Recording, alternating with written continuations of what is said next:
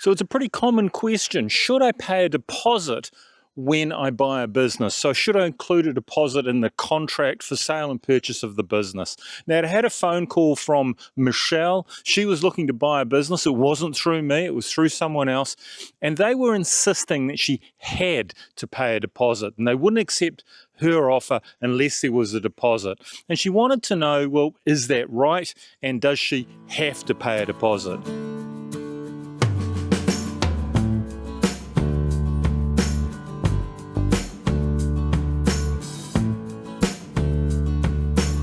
So I guess before I answer the question of do you have to pay a deposit, let's talk about where the deposit goes. Now, the most common places to pay a deposit on a real estate or a business transaction is into the broker or the agent's trust account. Now, it can also be paid into one of the solicitor's trust accounts, either the seller or the buyer's trust account. Now, that's fine, and that generally works quite well, but you've got to remember the ideal place for any deposit is with an independent stakeholder, not with someone who has or is a party to the deal. Now, each one of those three people, the seller's lawyer, the buyer's lawyer, and the broker or agent, has a vested interest in the deal. They're either working for one of the parties, or in the case of the agent and the broker, it's their commission is going to be paid out of that deposit. So they're quite keen on getting their hands on that deposit. So where it should go is into an independent stakeholder, someone who is not party to the deal. But where would you pay that? Who would that be? So here in New Zealand, it's quite simple. We have a government department, and it's called the Public Trust. Now, they have set up a separate division simply to handle deposits for real estate and business transactions. So it's a government department, it's government guaranteed, and the rules about releasing the deposit from the Public Trust are fairly tight, fairly simple. So there's no real way that your deposit is going to disappear if you pay a deposit.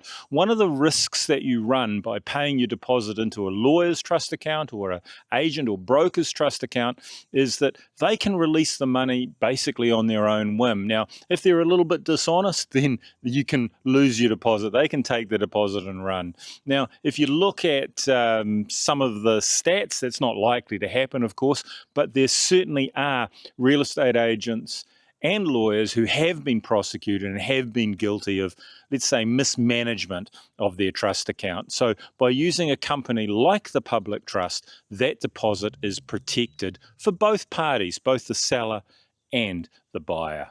There's probably also the question of when you pay the deposit. Now, it's common in real estate transactions for that deposit to be paid on unconditional. So when the contract is declared unconditional, that's when the deposit is due to be paid.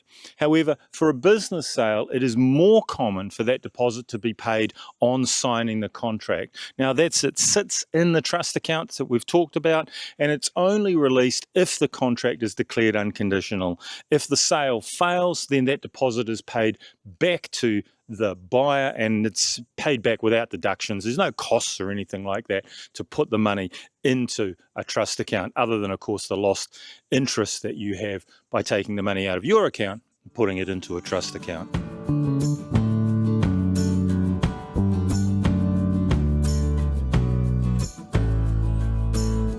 So one of the opinions you need to consider is the opinion of the bank or the funder.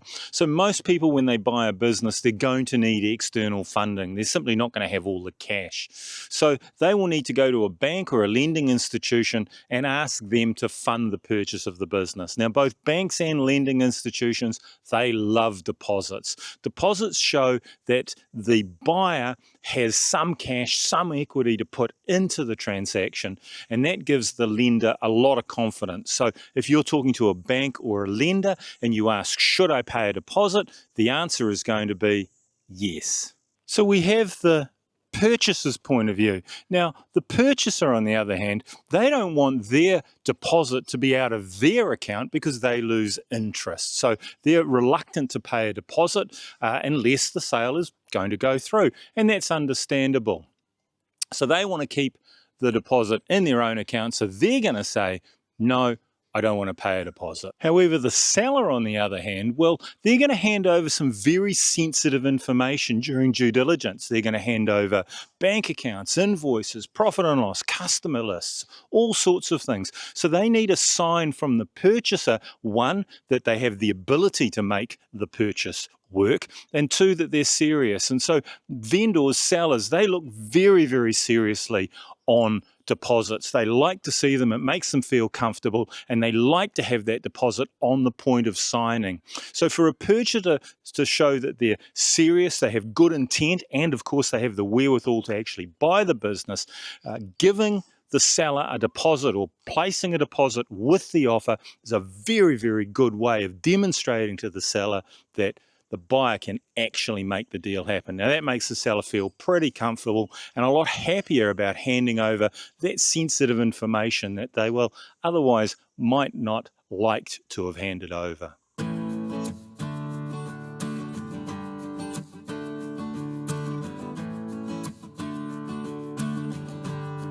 So now we come to the two lawyers involved. Now remember, the two lawyers work for the parties involved. So they have a vested interest in the parties that they work for. Pretty obvious, really. So the lawyer for the seller is going to say, you don't need to pay a deposit. It's not necessarily, it's not done, modern day and age. Don't worry about it. Pay it on unconditional if you have to, but if we can avoid it, let's just not pay a deposit at all and pay it on settlement. Now, the purchaser's going to like that because he's going to want the money in his bank and he's going to follow advice of his lawyer. Now, the seller's lawyer, on the other hand, he's going to say, make sure you get a deposit, get that deposit on signing. You're giving away sensitive information. You're allowing the purchaser to have a look at your business and look at some very, very personal stuff. You want to know that they can make the sale happen. They can complete the sale. So make sure you get a deposit. And their advice will be, don't sign the contract without having a clause in there saying you want a deposit on signing. So I've had a situation where we've had two lawyers, a purchaser's lawyer and a seller's lawyer. Now, they were both employed by the same law company. Admittedly, it was a very, very large law company, had hundreds of people employed, and they were on different floors in the same office tower, and they were giving diametrically opposite advice. So the lawyer for the purchaser was saying, don't pay a deposit. The lawyer for the seller was saying, make sure you get a deposit. So that's your lawyer's opinion. Not surprising. They work for the parties involved. Now, if you talk to the agent or the broker involved, they're going to say, yes, you have to pay a deposit and we want that deposit on signing. Now, admittedly, they will go through all those reasons why the seller will want a deposit paid, and they're good reasons, but ultimately a broker or an agent, they get paid when the sale is unconditional, when the deal is done, and they get to deduct their fee from the deposit. So it's in their interest to have a deposit sitting in a trust account. So that's what they're going to tell you. Pay a deposit. That's what the broker or the agent want. So I talked about this with Michelle, and she decided that she would pay a deposit. She was happy. She wanted to be seen as a serious buyer. She wanted to be seen as someone who could get the sale done. Now, she also wanted vendor finance from the seller. So she wanted to make her offer as appealing as possible. She asked me about vendor finance as well and what could she do to ensure that she was getting vendor finance. So I suggested she have a look at that video up there. That'll tell you all you need to know about getting seller or vendor finance. Thanks for watching. I'll see you over there. Cheerio.